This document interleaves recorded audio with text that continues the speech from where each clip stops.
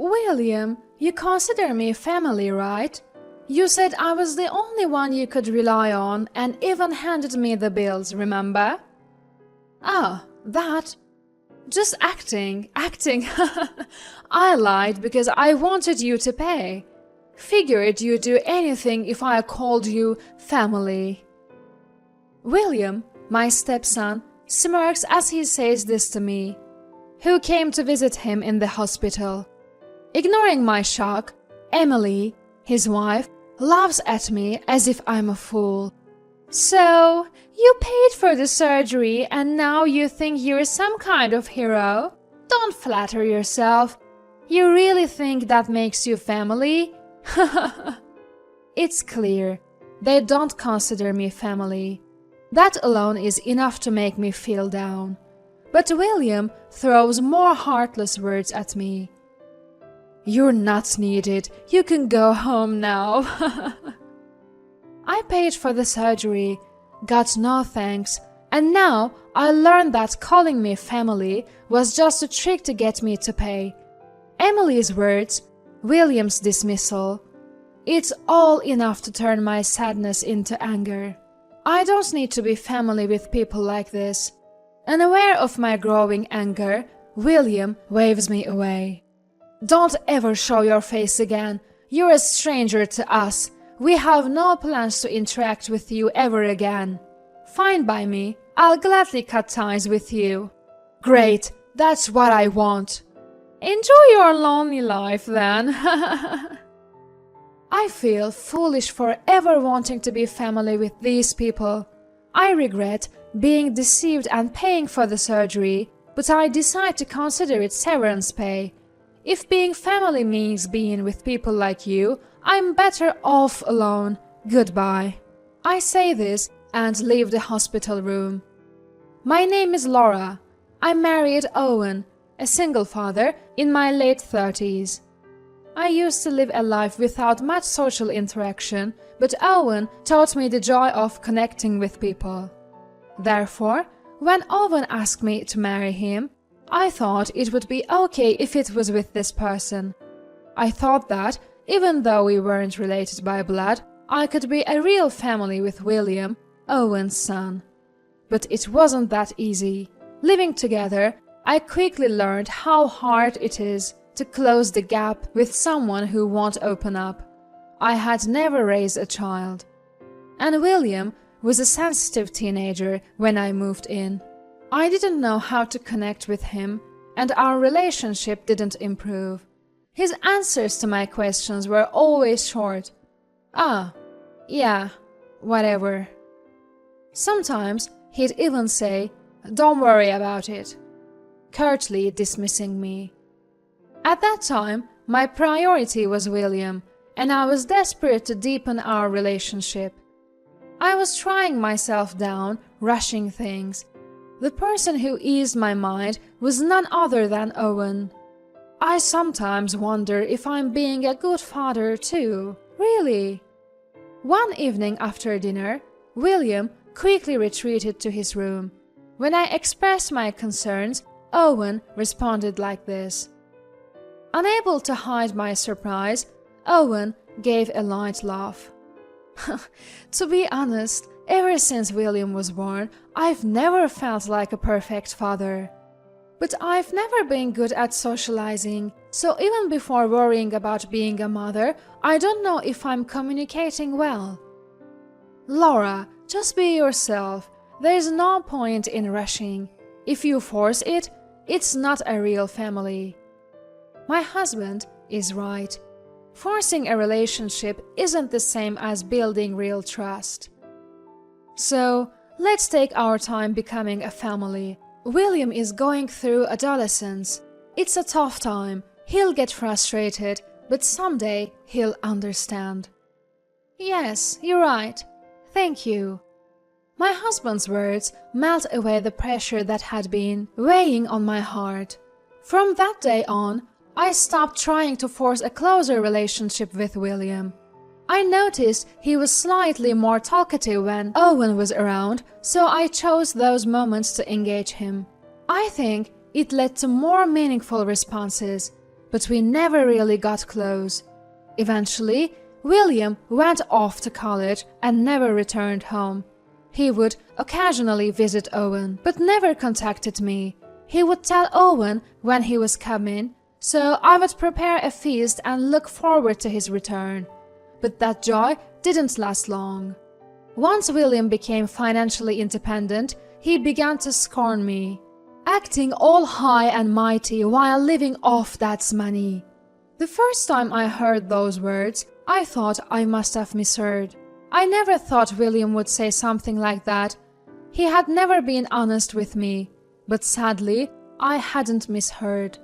Every time he came home, he belittled me when Owen wasn't around. This continued even after he got married. His wife Emily even joined in. "Guess you could only get a guy with kids, huh?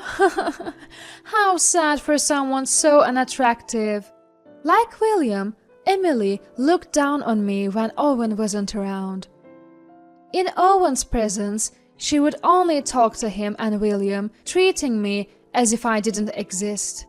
I was already struggling with my relationship with my stepson, and now my daughter-in-law was treating me horribly.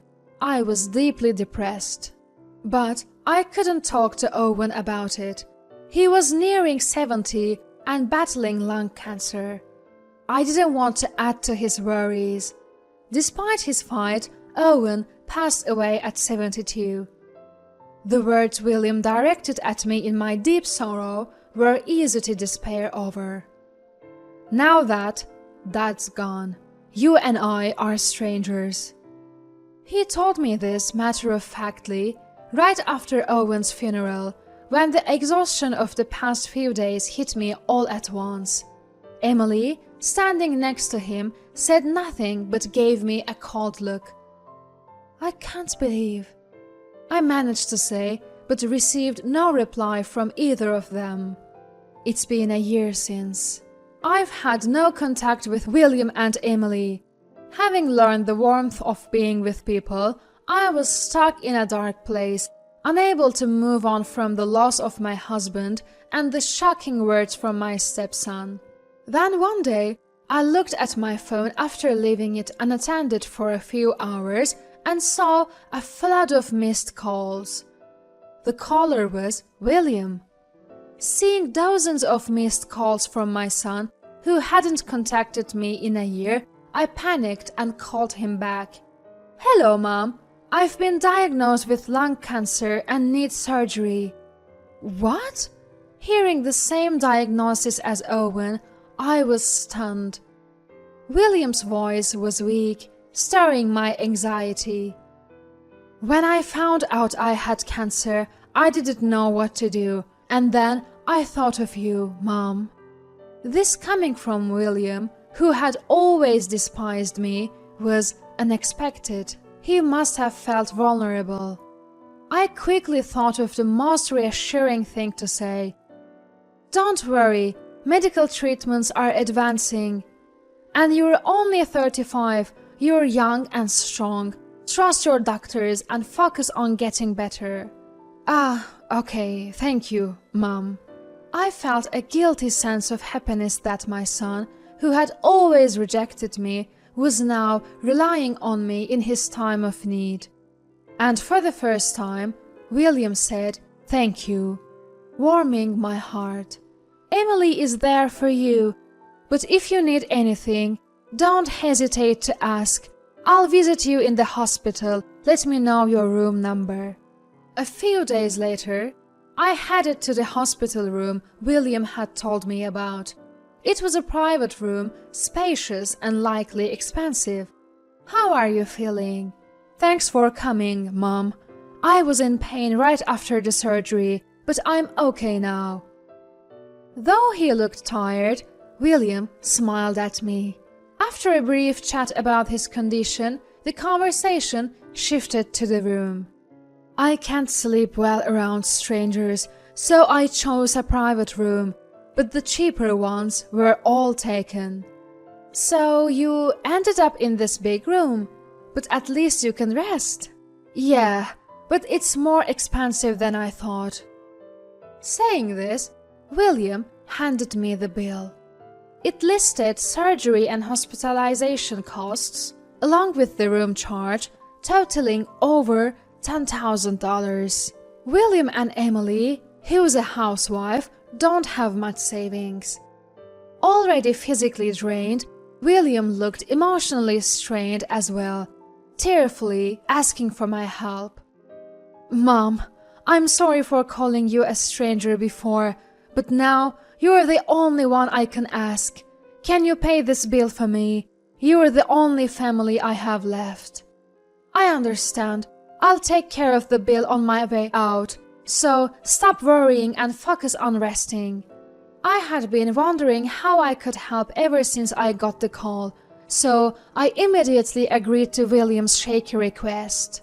"Really? Of course, you're my precious son, and you've been through a lot. Let me do this for you." I said this and paid the bill at the reception desk before heading home.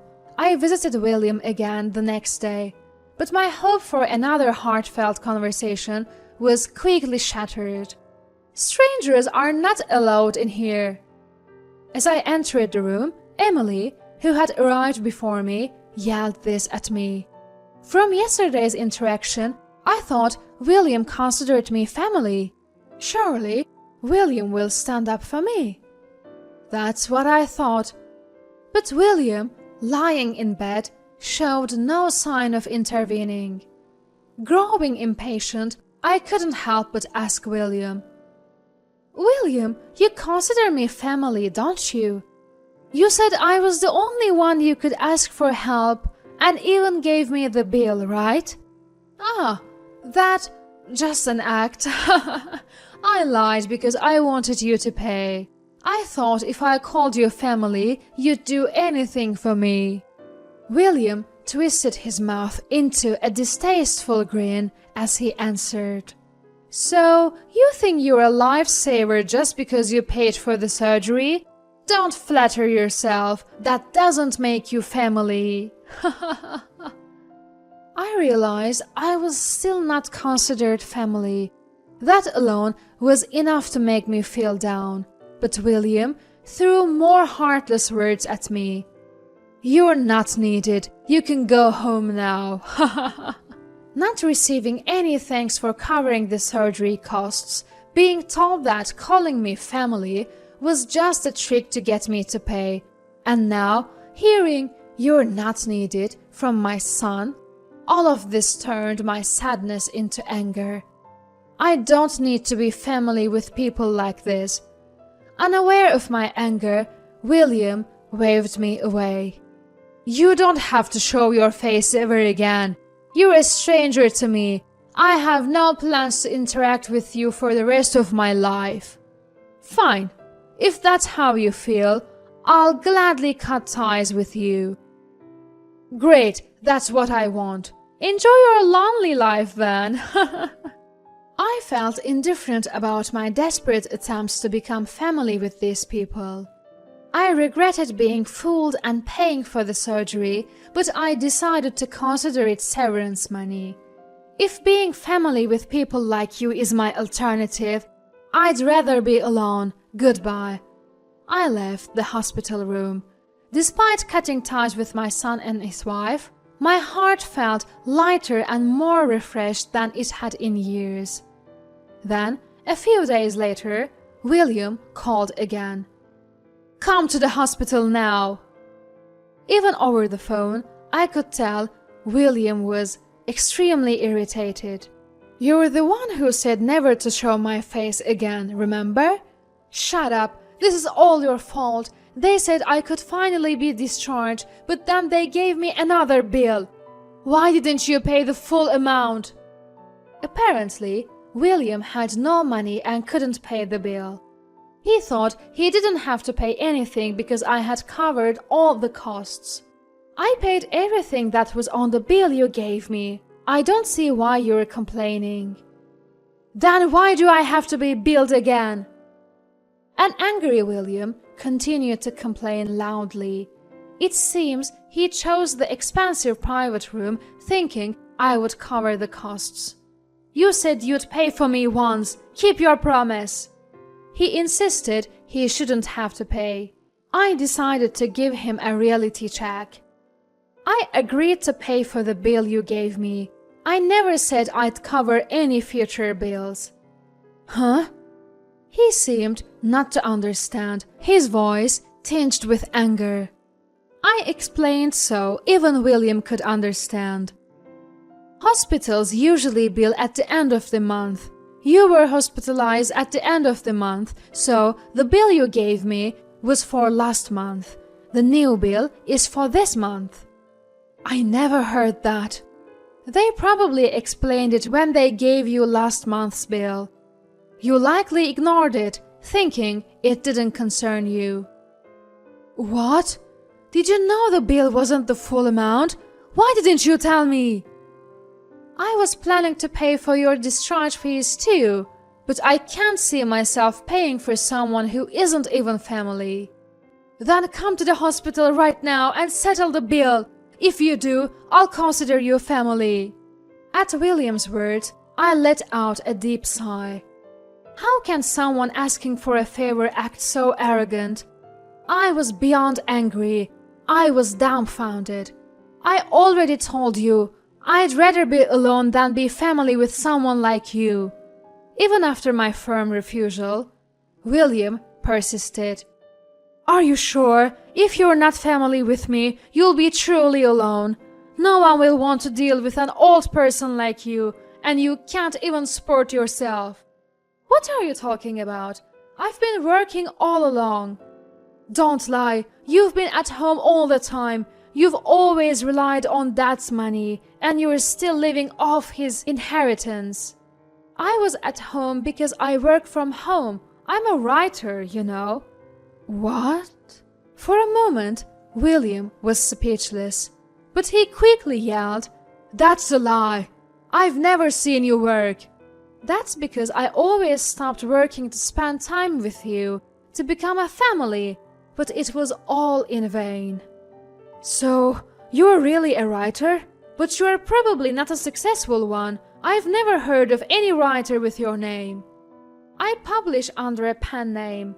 Success is subjective, but I've certainly earned more than Owen. What? Faced with the reality, William was at a loss for words. After a long silence, I said, Are we done here? And was about to hang up. Then I heard William say, Wait!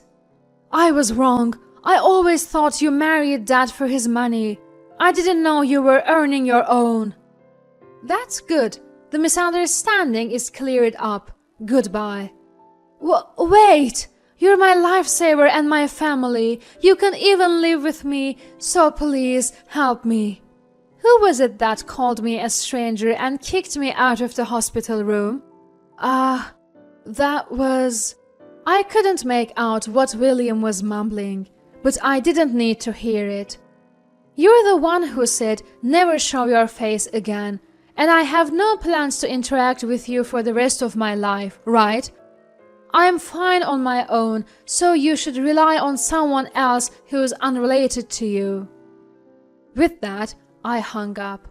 I ignored all subsequent calls from William and blocked his number. Afterward, William withdrew almost all of his savings to pay the remaining bills. He needed ongoing chemotherapy to prevent cancer recurrence, and it seemed his finances were getting worse. Emily lost her patience with him when the money ran out and apparently had an affair. Now he is in debt due to a divorce settlement. William is too busy with work and hospital visits to take care of himself, so in exchange for not demanding compensation, Emily takes care of household chores. Both are constantly irritated in a life without love or money, and it seems people are gradually disappearing from their lives. It's a fitting outcome for two people who easily called someone they considered family a stranger. As for me, I had been writing dark works since my husband passed away. But this experience inspired me to write a powerful new piece that's been well received by both editors and readers. I've regained the sense of purpose that I lost when my husband died. I plan to continue producing works that meet my readers' expectations.